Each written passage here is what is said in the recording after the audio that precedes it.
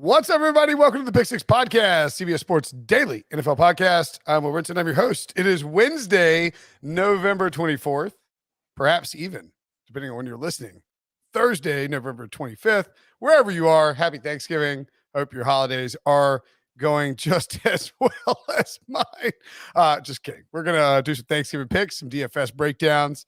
We're going to do, look, Thanksgiving's a time to get weird.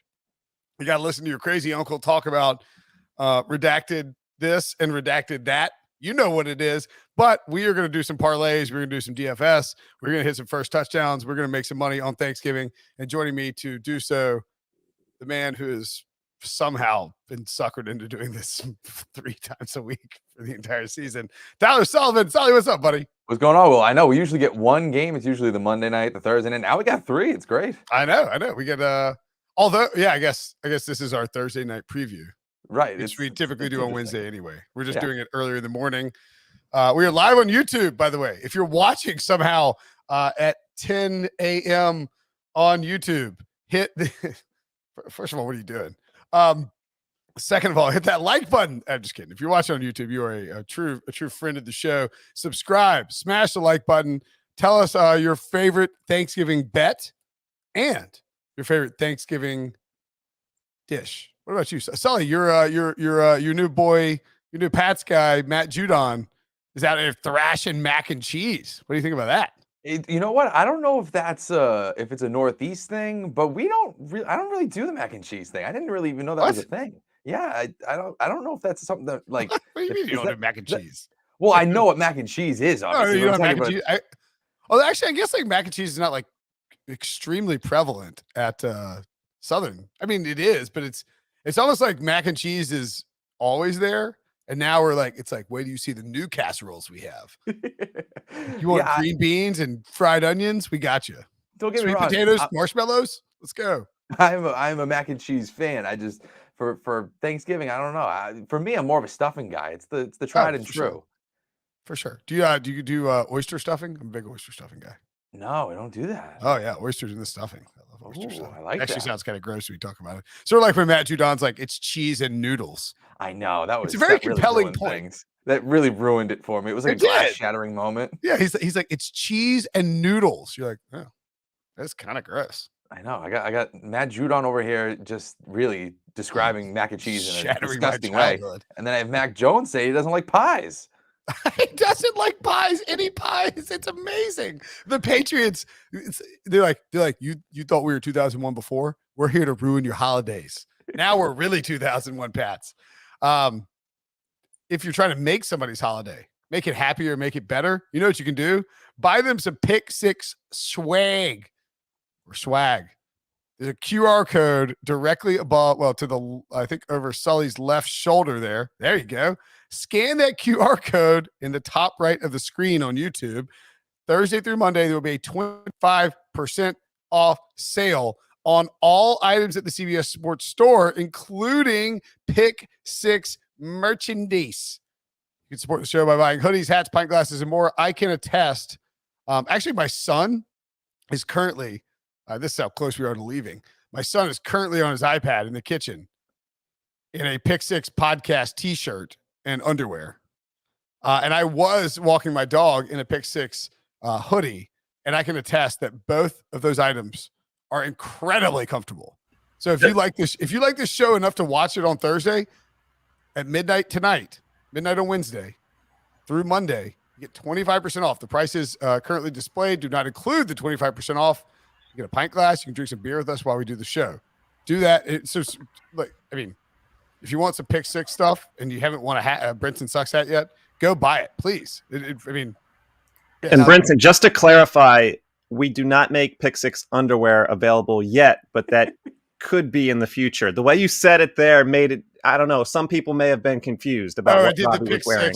Yeah, you're right. Yeah. It's just because we haven't done the calendar shoot yet. We're waiting to do that, and then we'll release the underwear. It'll be really tasteful. Very tasteful. Will, on the draft show, we had Brady Quinn that you were not on this week with Ryan Wilson. We had him guess the sizes of you, myself, Wilson, and Breach, and he went 0 for 4. Did he say I was extra large? No. He said medium for you. Oh, well, my. Now I feel fantastic. I'll take a medium all day. I've been medium at times. It's I mean, I'm hot. usually just a large.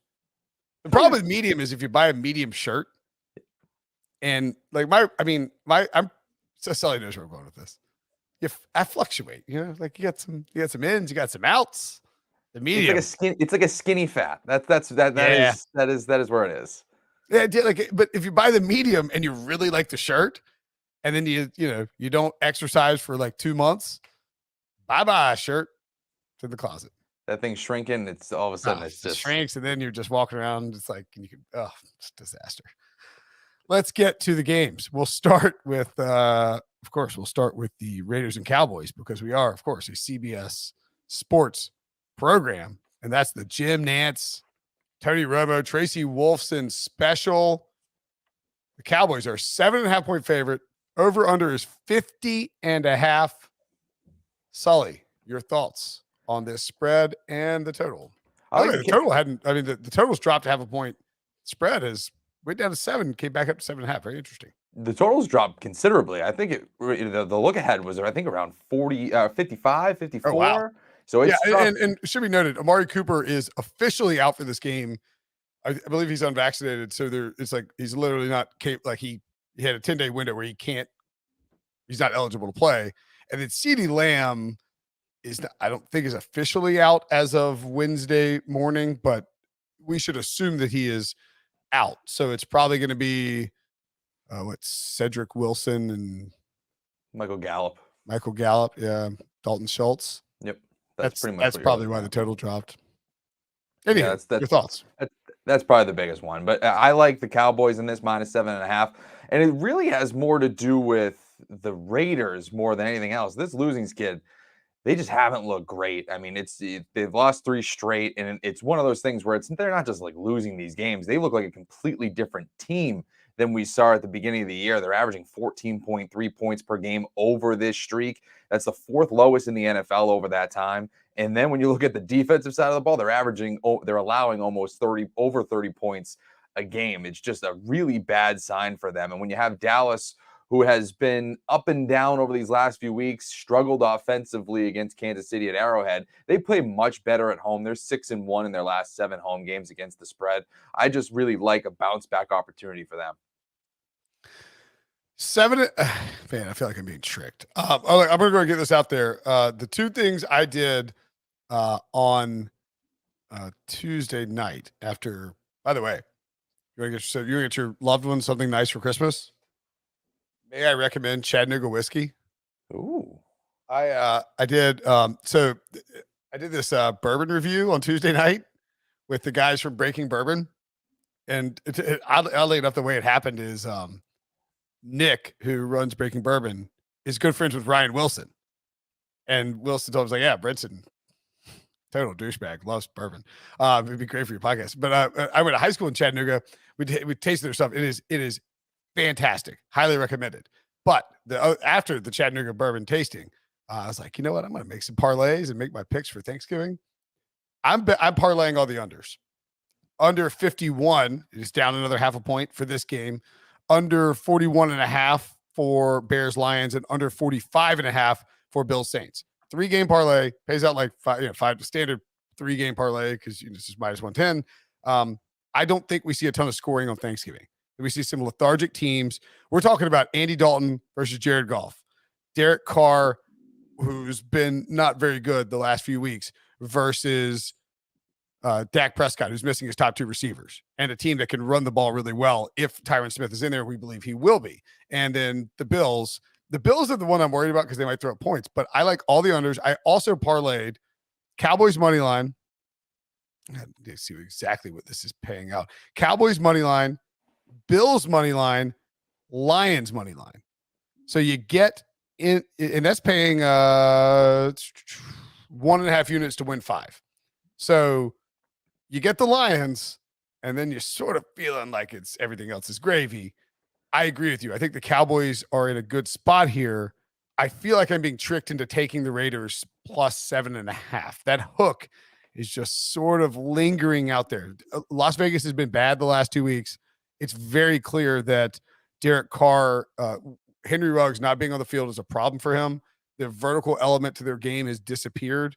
Deshaun Jackson, if he catches that ball, maybe he's just not. It's not the same thing. Like you're talking about an older player, and God, I'm taking the Raiders with the hook, but I ain't happy about it. You might be right here. The Cowboys just might get right without their top two receivers on Thanksgiving against the Raiders, but 7.5 is just too much. It's just too much. It's a big number, but again, they're at home. It's a big spot. They're coming off that really just perplexing night against the Kansas City Chiefs where they just managed all field goals and they just really couldn't get anything going. I just feel like they get right in this one. As much as Amari Cooper is a factor and as much as CeeDee Lamb's certainly a factor, Michael Gallup's a good receiver. Cedric Wilson's a good receiver. Schultz has proven to be one of the better tight ends. They obviously have a great backfield with Zeke and Tony Pollard. There are weapons there to be able to put up points. And then when I look at that defense going up against a really just lost Raiders team, Cowboys number 4 in the NFL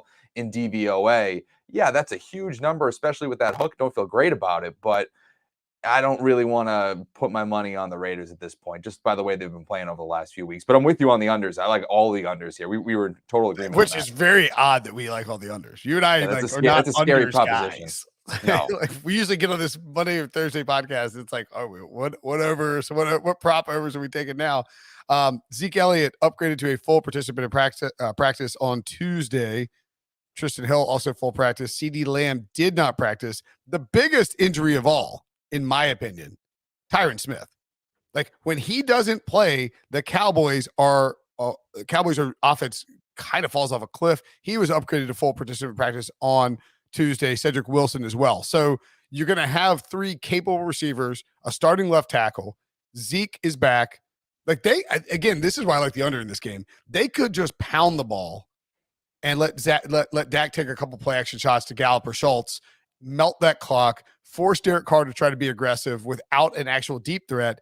Let that secondary sort of prey on that while Michael Parsons rushes the passer. And man, all of a sudden, like I'm probably not betting the side on this. I have to pick it for CBS and for picks pools, so I'm going Raiders because it's 7.5. But I'm starting to think I don't like it. And to that point, when you're talking about, the under and how this could really be a backfield game for Dallas, this will roll into our props here. It's why I like Zeke's over on his rushing yards. If you look at what the Raiders have given up over the season, 132-point run rushing yards per game. That's 29th in the NFL. And that's even worse over this losing streak here, 134 yards over the last 3 weeks on the ground they've allowed per game. It's just... They are very leaky, into opposing backfields. It's just it's a bad spot for them here, especially with Zeke both Pollard. Should we be concerned that Debo is producing this show? Of course, we love Debo, and Debo loves the fact that you just segued into the props. Should we be concerned that Debo didn't prepare a graphic with our individual props picks like Chris does? I know. What's going on? I'm thankful for all my producers, but just saying. I'm kidding. So you like the over on Zeke Elliott rushing yards as a prop in this game? I take it. Yep. Okay. I was feeling frisky last night. I sent an email with Dak over 1.5 passing touchdowns. It may have moved up. This there's no reason this should be 1.5. Like the Raiders defense is not good enough that this should be 1.5. It should be 2.5. If it's 2.5, I'm not taking it, obviously. But Dak passing touchdowns over 1.5. If it's still it's minus 180 now. It's so expensive. We're down 2 units on the email I sent in. We'll just do one. I mean, just do one. It's you don't need to. I mean, if you're betting $100, you're risking 180. There's no reason to risk $360, and all of a sudden the Cowboys win by 15 points, and it's like all Zeke Elliott. That it's just, you can't just do a single unit on that. I also have Dalton Schultz over 50.5 receiving yards. Tony Pollard over 13.5 receiving yards. That Dalton Schultz is going to move. So you probably want to bet that on. Probably want to bet that now. I don't know. That's already moved. I sent it last night. It was 49.5. So that thing has been going up. It moved. Man, Sully really moving the lines here. You said 49.5. I get it 50.5. Let's see if we got. I'm trying to see. We should have. Oh yeah, I got over unders now. Let me see what I got. for, okay. I'm trying to see what I got for receiving yards. Because the reason, usually once they're available on this local I got here, they're widely available. Obviously, you can bet them at Caesars right here. Tony Pollard up to 16.5. F you, Caesars. I got 13.5.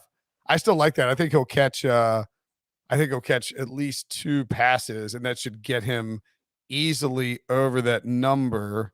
I still got 14.5 here. That's a bet right now.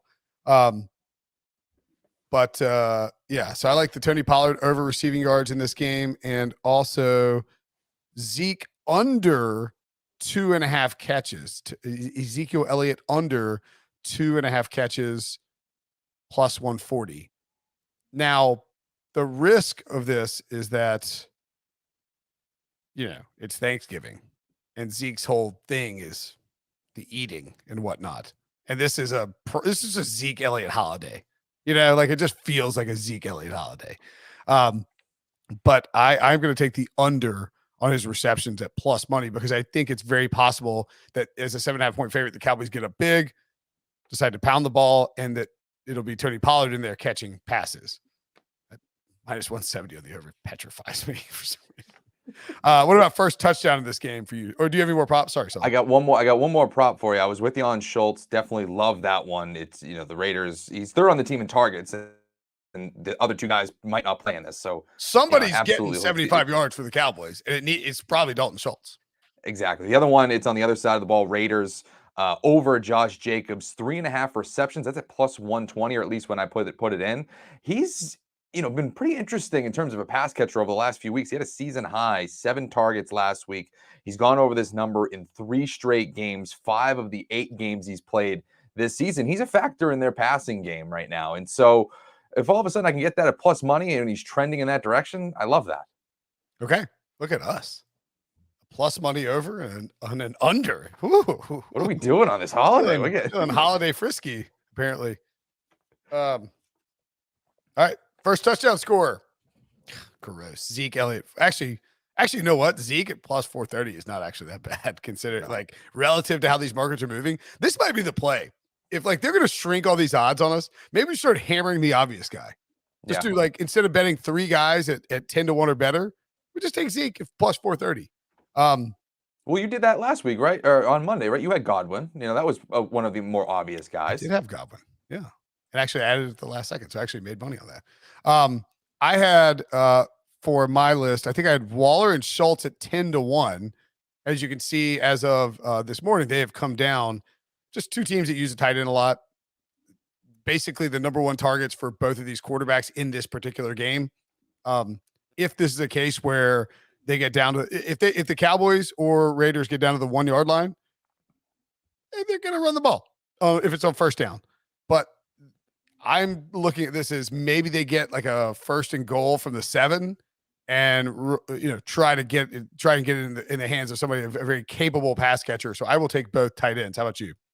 I'm going to go with, I like that, obviously. I was big on Schultz, and Waller's obviously one of the best. I like Tony Pollard 10-1. He's just going to be a factor, whether it's in the passing game or on the ground. He can easily rip one off. The other one that is a dart throw, and it's a dart throw, is Derek Carr 40-1. Love it. To get the first touchdown. He's had rushing touchdowns in the last 3 seasons coming into this year. He had 3 rushing touchdowns last season, 0 so far in 2021. This is a desperate Raiders team. They were starting off the year pretty hot, feeling themselves, battling for first place in the AFC West. Now they're sitting at 500. They are in full desperation mode. And I think Derek Carr really feels that in this game, especially going up against a premier Dallas team, big stage, Thanksgiving. They're going to throw the kitchen sink, and it wouldn't surprise me if he starts throwing his body around a little bit more than we're even used to.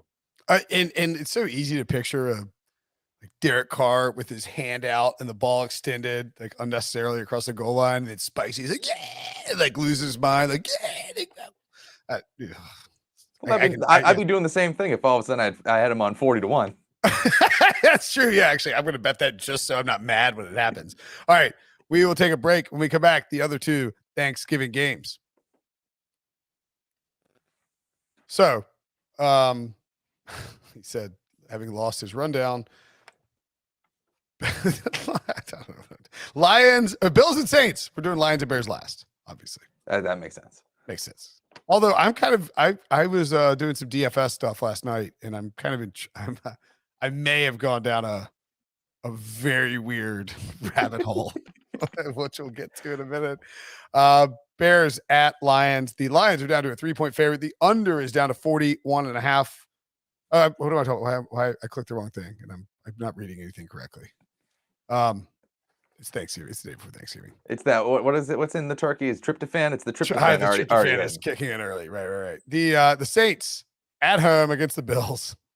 This line is shot up to 6.5. I bet it on Tuesday afternoon at 5. It had been sitting at 4.5 for a while. Started moving a little bit. Basically, it was based on the Saints' injuries, and man, this team is devastated with injuries right now. It is crazy. So here is who they haven't updated it for Tuesday yet, but Alvin Kamara, Ryan Ramczyk, Adam Troutman was put on IR. Marcus Davenport didn't practice. Mark Ingram didn't practice on Tuesday. Teron Armstead didn't practice on Tuesday. I think Taysom Hill is hurt too, and he just got a $700 million extension that's actually worth $3. Trevor Siemian actually has a right hand injury that is not keeping him from practicing, but he's the starting quarterback. So this line has shot all the way up to Bills -6.5.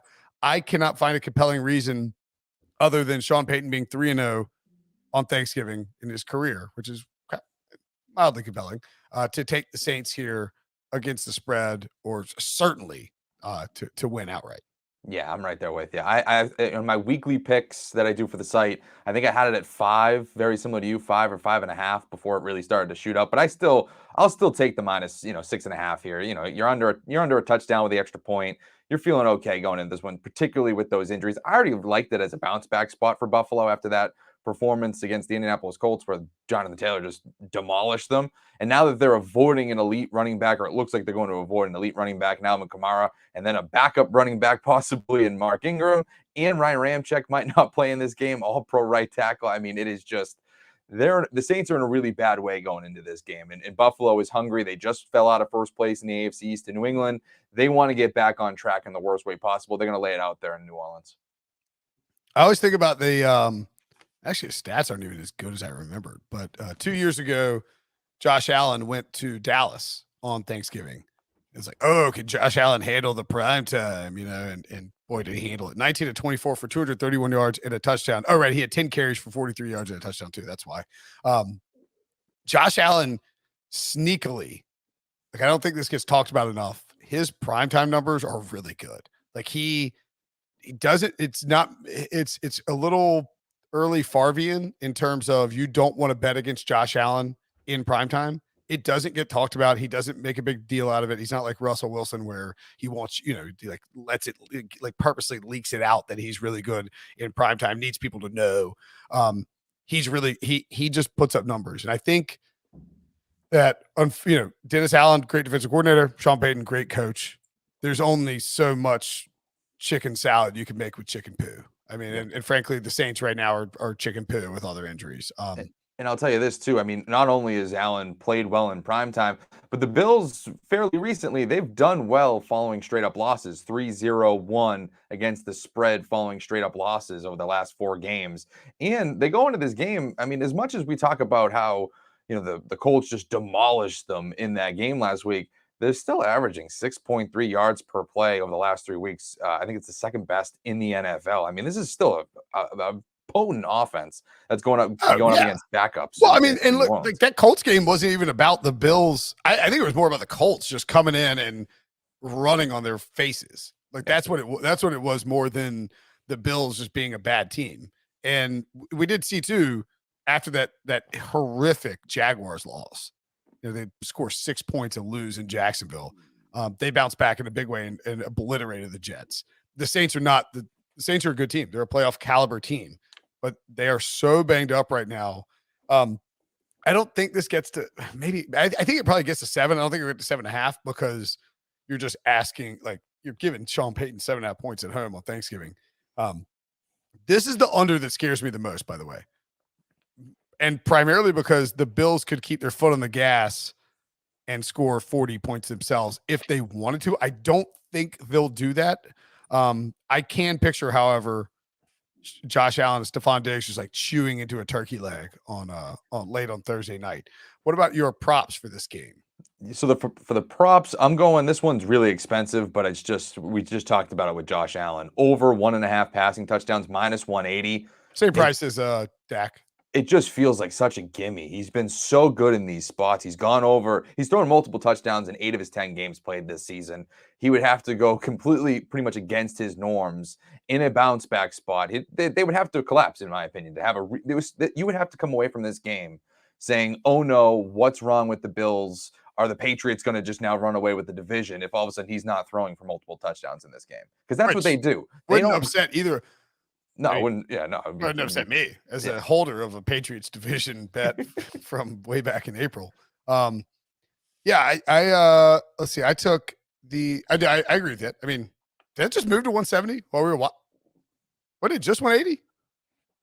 What happened here? We got Caesars in the chat. They're yeah, that's what we do. Debo clicks it. They're like, oh, look at this square. Let's move it down to 170.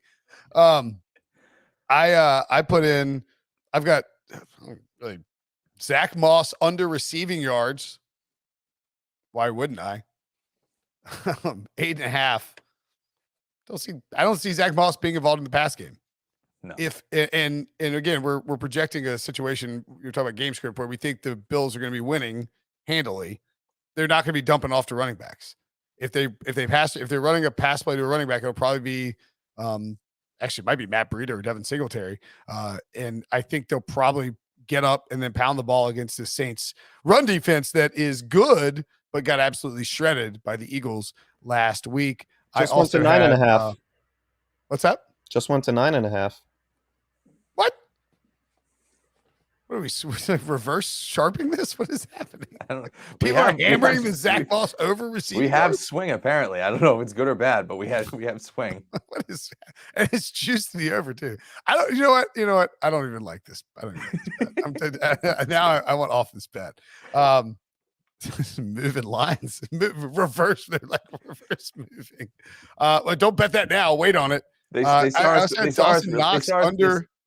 really hammer. hammer the unders, and all of a sudden they're like, "Oh God, these guys are on something." These squares are we're reversing the line so we can get a better number. We're gonna bet more on the other side.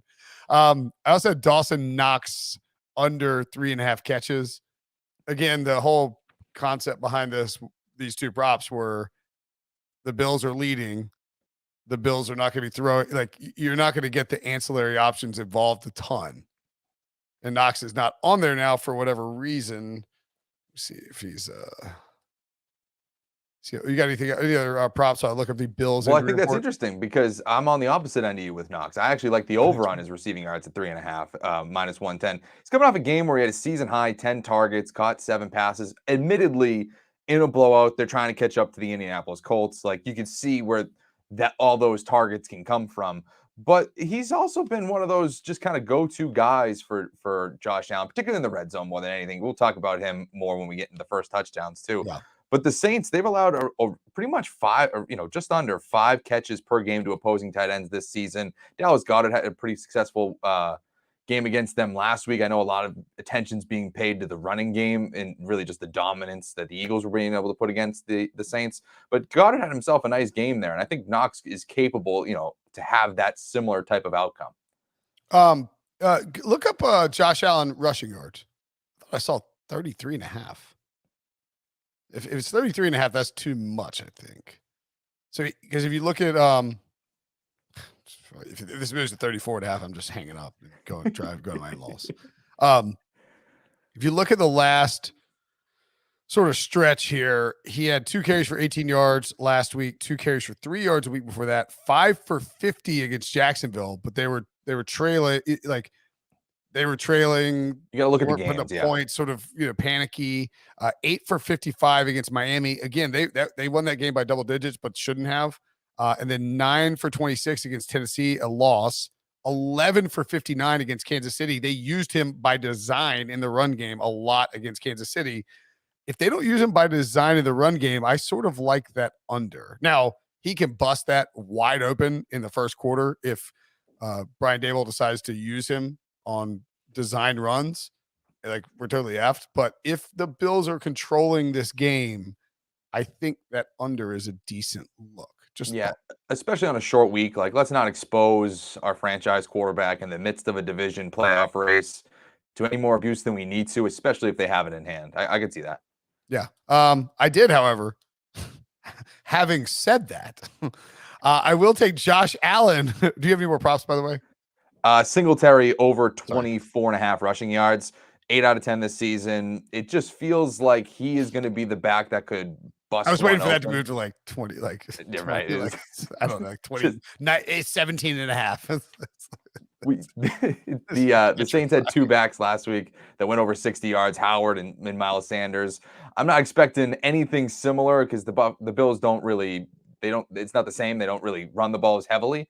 But if anybody's going to have a impactful day on the ground, I think Singletary has the biggest burst ability where he can rip off a 15-yard run and get you there pretty easily. All right, first touchdowns. Having said that, you should take the under on Josh Allen rushing yards. I will take Josh Allen at 8-1 to score the first touchdown. Terrible number. Don't care. Josh Allen is their red zone weapon. And I didn't email this, but oh my, is Dawson Knox over? Do you see it? What? Scroll down. What's Dawson Knox? He's gotta be 11-1. Yeah, you think he's 10-1, 11-1. Where is he? Why is he? What is it? Where did Dawson? What is going on here? He was my bet, so. No, but he's not. Yeah, you sent him in at 10-1. He's not listed for. Very bizarre. Dawson Knox just disappearing on Wednesday before Thanksgiving. Yeah, Dawson Knox. I think to me, I mean, this is how slanted this game is towards the Bills. How far down do you have to go before you find a Saints player, Debo? Sanders, Singletary, Moss, Traquan Smith, 15-1. What are we doing? Oh, Matt Breida 26-1. That's a bet, actually. Yeah, that's a good one. Yeah. So I would go. I like Knox a lot too. Breida and Josh Allen. And golly, maybe it's because there's no. Let's see who the Saints a little further down, Debo. If you're watching on YouTube, youtube.com/pick6, you can see it. It's because the Saints, again, their injury report is a mess. We don't know. It's maybe Tony. If Kamara and Ingram are without, and you can get Tony Jones for anything past 15-1, that's probably worth a look. I don't even know who you're taking for the. I mean, who else are you taking for this game? If you're trying to get somebody for the Saints, because you won't know who gets the ball first until obviously kickoff. Right. I mean, it because the Saints are so banged up, it's essentially all marking. See, on my site, marking was 6.5-1. I got Dawson Knox 13, Traquan 16, Tony Jones Jr. 25-1. Somebody will be betting that right now. Yeah, that's probably the one you pay attention to, right? It's either going to be Ingram or Jones. Right. Like Kamara, I think it's really unlikely Kamara plays. Yeah. Maybe Ingram plays, but he didn't practice on Tuesday. That's a problem. Tony Jones 25-1. Bet Tony Jones 25-1 if you can find it. I think Breida at 25-1 is worth a little stab too. Breida's interesting. He looked good in limited capacity against the Colts last week. Yeah. And I would bet too that if you put these in now, like we're going to see these drop substantially, I would guess, on Thanksgiving Day. So may want to take a look at those now if you have them. God, what a gross. This is such a, like, it could be such a great game. It's just kind of gross. Finally, the Bears, speaking of gross games, the Bears and the Lions.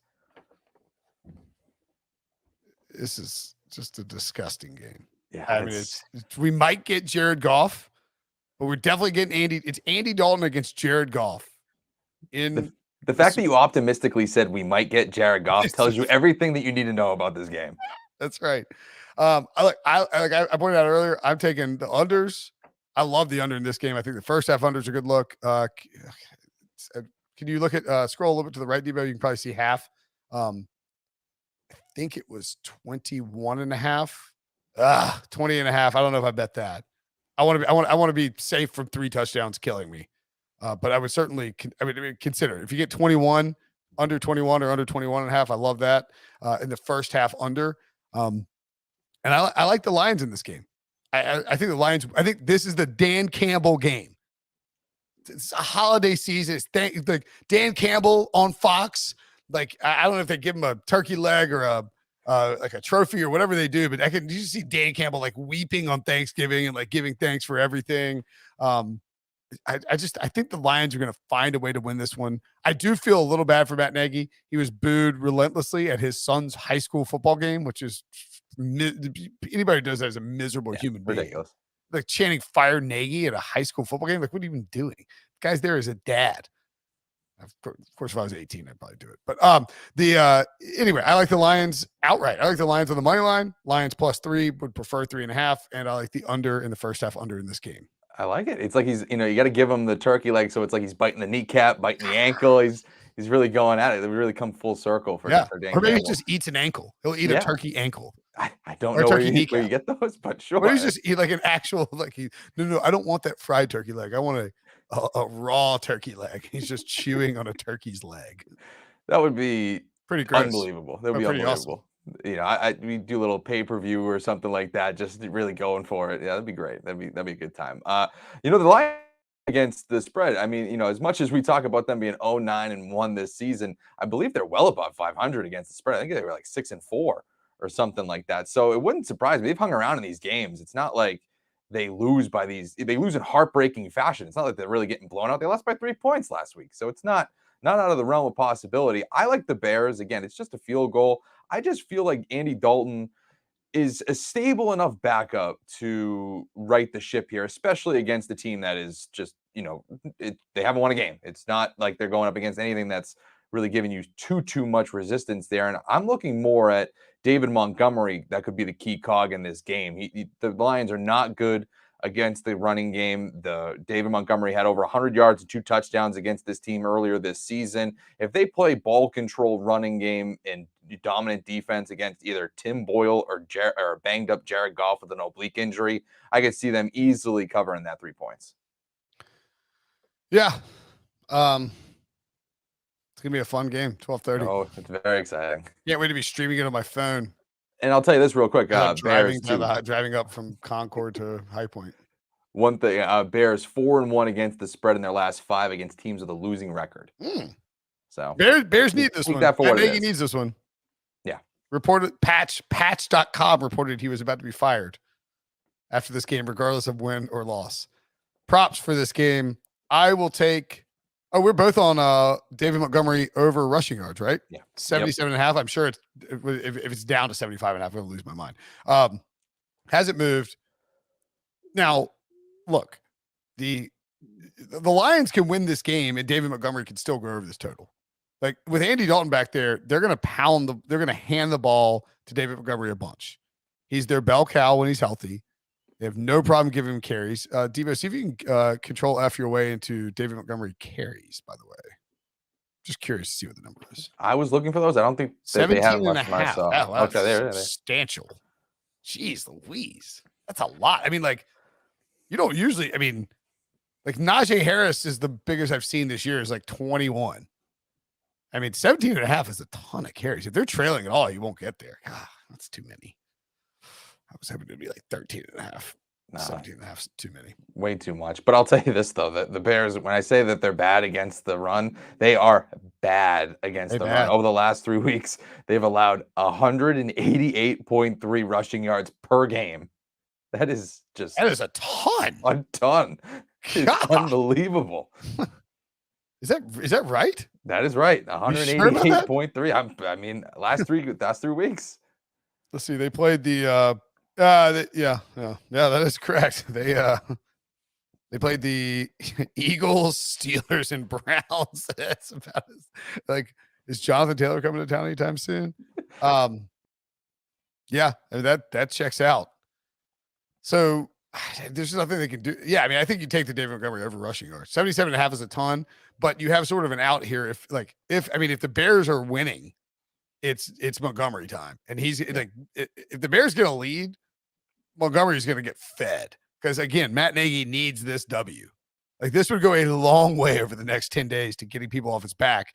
If they lose to the Lions on Thanksgiving, it's open season. It's Chicago. over. Like they're booing him at probably over. Bulls games. And again, his son's high school. I mean, oh golly. He needs this W pretty badly. I've also got Andy Dalton over passing yards. I had 218.5 last night. I think it's up to 219.5, maybe. Let's see. 250. No, 218. That's just a low number. Yeah. Like the Lions are a bad defense.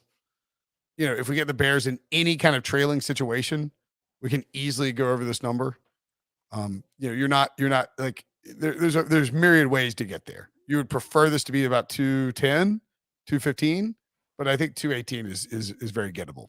Yeah, for sure. I mean, you know, you have deep threats like Mooney. I mean, Allen Robinson's been an unbelievable down year for him, but maybe you can get something from him in this game, you know, with a little bit more of a polished passer at this point in their stages of their career between Fields and Dalton, if that's the nicest way to say that. But you know, maybe you could get there with all that. So you sure, can bash Andy Dalton on this podcast.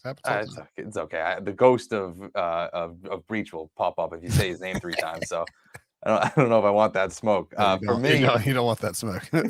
For me, I'll go with Get Swift, a tiny package. It goes to John Breach, everyone. Swift for me, receiving yards 33.5 over. He hasn't really been a huge factor in the receiving game over the last few weeks, just because he's dominated on the ground. 130, at least 130 rushing yards in his last 2 games. He's just been awesome on the ground. But his bread and butter is that dual threat ability, catching the ball out of the backfield. He's still involved in that stretch. It just hasn't been that heavy. I think he gets over this one. I think it goes back to what we've seen a little bit more than usual, especially if all of a sudden we're getting an injured Jared Goff playing in this game. He's going to want to get the ball out quick, not take any more abuse. That is just feeding ground for running backs out of the backfield, catching the football. So to me, I think he's going to have a decent amount of targets here. He's gone over this number 6 times this season. And last week, the Bears defense let Devontae Freeman catch 6 passes for 31 yards. Swift is a much better back at this point in their careers in that area of the field. So to me, this one, Swift over receiving yards, that number just feels too low. Yeah, and you've also got, again, like the Bears are favored here. Those props, the Montgomery rush prop and Swift receiving prop are correlated in the sense that if Montgomery's running a ton, Swift will be catching a bunch of passes. All right, let's first touchdown score in this game. Forgot. Hawkinson, I guess. I mean, 11-1. I don't love that at all because he's really fallen off. It's been no. I got the answer. I don't mind Hawkinson at 10-1. The answer. Keep on scrolling down. This is the answer.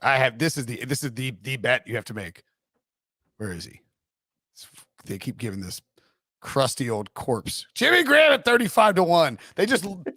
Matt Nagy loves feeding this guy in the red zone. This is a bet. This is Jimmy Graham, like Goldsboro's finest. I don't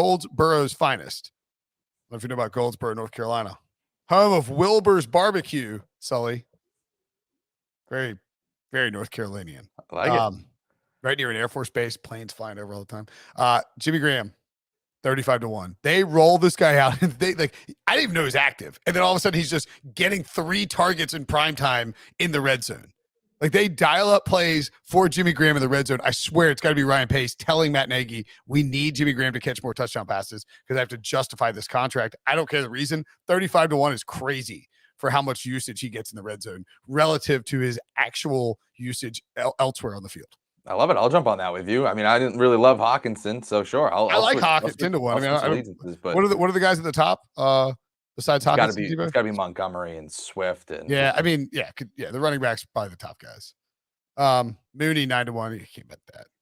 Yeah, Hawkinson, Kmet, and Jimmy Graham. Let's just bet the tight ends in this game.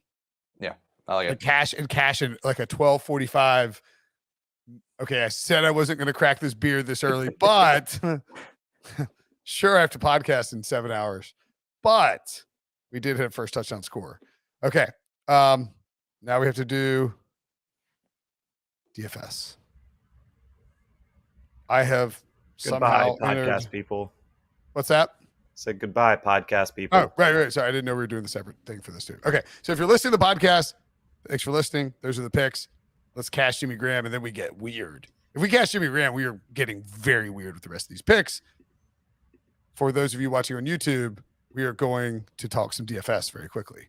I have somehow really gotten myself involved in some Thanksgiving DFS. I don't remember entering this many.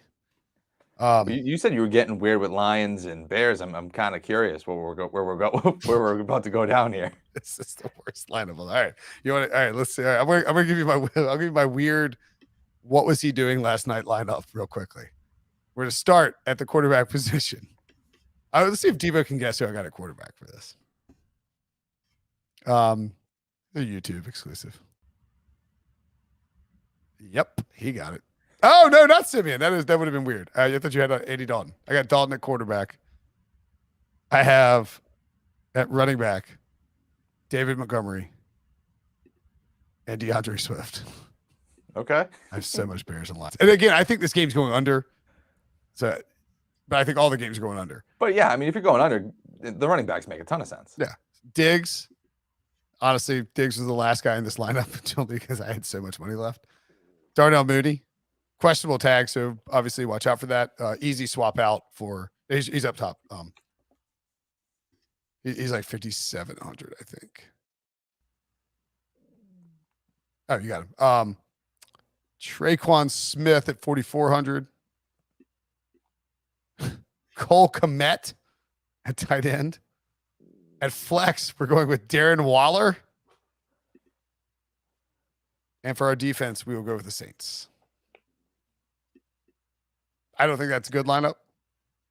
I don't Just getting it out of the way. Enter it. If that lineup wins me $1 million, so be it. Okay. Basically the logic is this. Everyone and their brother in these 3-game contests, obviously it's across the 3 Thanksgiving games, everyone is going to glom onto Raiders and Cowboys and Bills and Saints. They're later in the day. They're not miserable like Bears and Lions, and they have higher point totals. So I think that there is a very good opportunity, and I probably should have found a way to get Hawkinson in there as sort of a bring back along with Swift. Debo, we go to the tight ends real quick. Sorry. What's Hawk? 52. So I could ditch Kmet and plug in Hawk, and I got to shave 1,300. No, I'm gonna leave Waller in there. Take Diggs out. I think Lattimore. Oh, Gallup. That's fine. Yeah, that'll work. I'm gonna enter that one as well. But the point being is that in these 3 games, a massive chunk of the ownership is going to flow to Cowboys and Raiders. And if for some reason, and because you think about that early game, that 12:30 kick in Detroit. I mean, in your head, it screams like 10-7. Maybe S gets weird and there's a ton of points in this game. That's not out of the realm of possibility.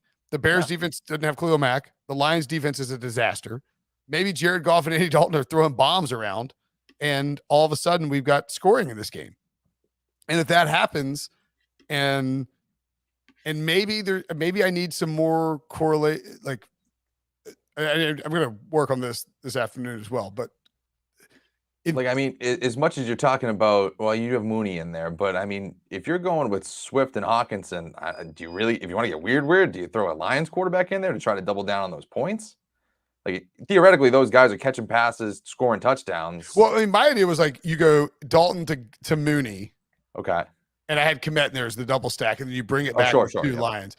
The other thing too is if you were going to do this route that I didn't think about this last night when I was building it, but like if you're going to do this route, it might make sense to go with Zeke Elliott in here as well, and a Bills running back, right? Like, let's say the late games are blowouts, no points. The favorites win and they roll, but they win like 21-3 or something, right? Because the Saints and the Raiders can't muster any points. I don't think that's again, like we're sort of being contrarian here. This is the Costanza lineup. Yeah, basically. for sure. But the idea being is you could then sort of lean into the what was Zeke's 8,000? Yeah, we can deal with that later. But the point being is figure out ways to bank on the 2 late games being slogs. Somehow the early game is a blow up, and that's how you get to this lineup. Yeah. I don't like the lineup, but I'm just telling you how I got there. No, I don't mind. I mean, I see the logic there, and I all 4 weird lineups and contrarians. I'm with you. I like it. I'll do Oh it. God, I did build a good Jared Goff lineup last night. What was in that whiskey? Good God, really feel really feeling myself. I was, yeah, I know. Hey, you want to see my Jared Goff lineup? Let's do it. All right, clear it out, Devo. We're going backwards here. We're getting the weird lineups out of the way. So we're going Goff. Disgusting. Obviously, make sure he plays. Injured Jared Goff on Thanksgiving. Zeke Elliott. Oh, this is what I meant to. This is it right here. DeAndre Swift. Stephon Diggs. Michael Gallup. Marquise Goodwin. I have to scroll down a ways for him. There he is. A friend of the podcast, by the way, Marquise Goodwin. Electrifying speed. TJ Hawkinson. The one, the only Deshaun Jackson.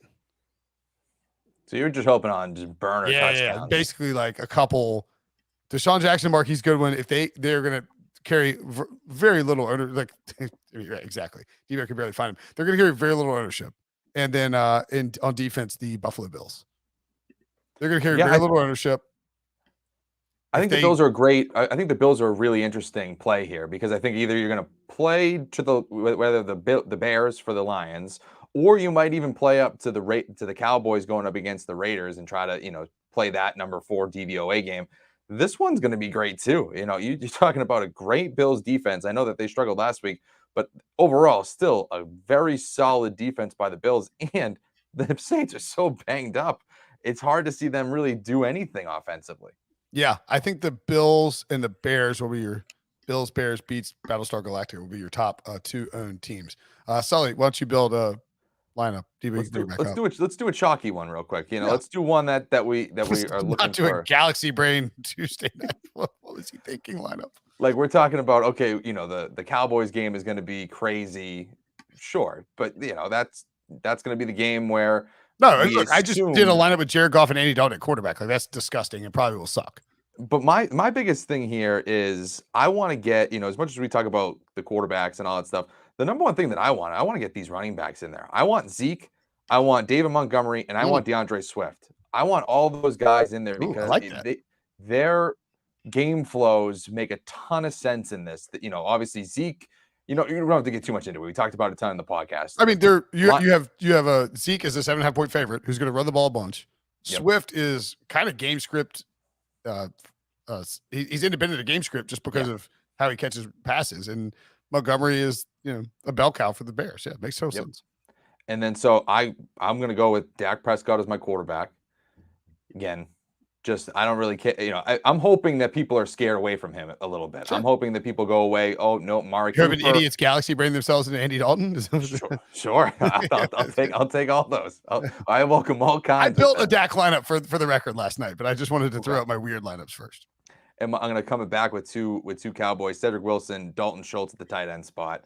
Again, I just think that those 2 guys. I'll fit Michael Gallup just to get some savings. Those 2 are going to be heavily featured in the passing game when he drops back. So I like them. The Bills defense was the one that I really liked just because, again, this is almost identical to my Dak lineup, except I've got I don't have Schultz and I do have Gallup, basically. And then my final 2, actually, Hunter Renfrow. Yeah, okay. And is Goodwin in there too? No, because I have Gallup as my other receiver. Okay. And then I have putting Goodwin just to see Hawkinson and Waller as the flexes. Yeah. I didn't have Montgomery in there. No, I like that lineup a lot. Because you have and I think I've been like kind of tinkering with this a lot on Sundays, but you can I think that it's more correlated than people think. So Dak plus Cedric Wilson plus Dalton Schultz, in theory, you could be like, oh, well, you can't really use Zeke Elliott there because the running back. But if Dak throws a couple touchdowns to these guys, it's going to be feed Zeke time.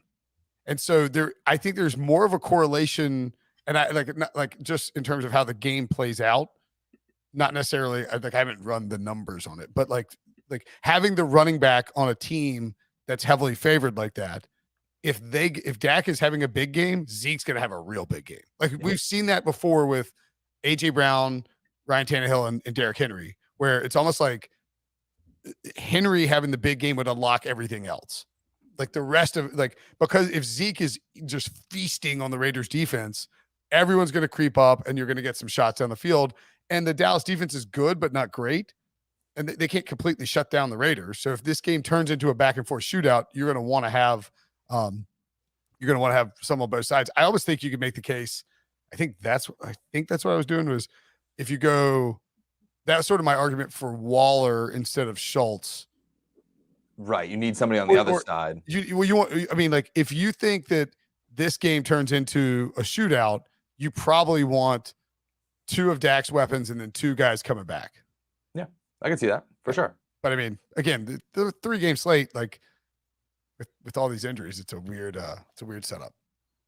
And I know, I think a lot of people try to mix in every single game too. If you feel confident that one game's going to blow up, go for it. I mean, that's fine too. Absolutely. I mean, I don't have I have the Bills defense, but I'm pretty much fading that entire game in this lineup. It's not like I'm hammering Josh Allen or trying to squeeze in Diggs. It's if I'm not really loving that game, yeah, sure, take the defense if you think it's going to be low scoring, but don't feel like you have to sprinkle in everybody from every game. Yeah, no. It's a great point. I mean, you have to have some exposure to. You probably just well, especially the late game too. I feel like people are like, oh, well, I don't want to, be in the I don't want to be the millie maker and then have nothing going. Nothing left. Right. For sure. Yeah, there's definitely some psychological aspect to that. Yeah. I did a Josh Allen lineup. We don't have to build it out, but Allen plus Diggs plus Knox with Deontay Harris and Traquan Smith coming back, and then Montgomery and Swift at running back, Dalton Schultz at flex, and the Bills defense. Yeah. And I mean, maybe the Bills defense is not a great. I don't think there's not enough.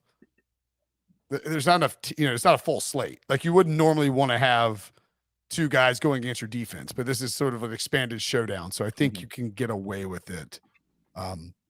You're banking on a defensive touchdown or something like that. I may swap out Bills. We'll see. But the point being is you can. I agree. I agree completely with you. You can load up on.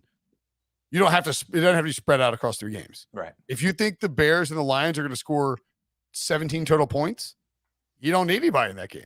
Yeah. Because you're going to have to get lucky to get the touchdown score. It is probably one of those running backs. All right. Good stuff. As always, Sully. Thanks for indulging my weird lineups. No worries. Well, happy Thanksgiving, buddy. Happy Thanksgiving, everybody. To you, to Debo, everybody. Happy Thanksgiving. And of course, our buddy producer Chris, who's not here. Yeah, absolutely. We'll see him on Monday.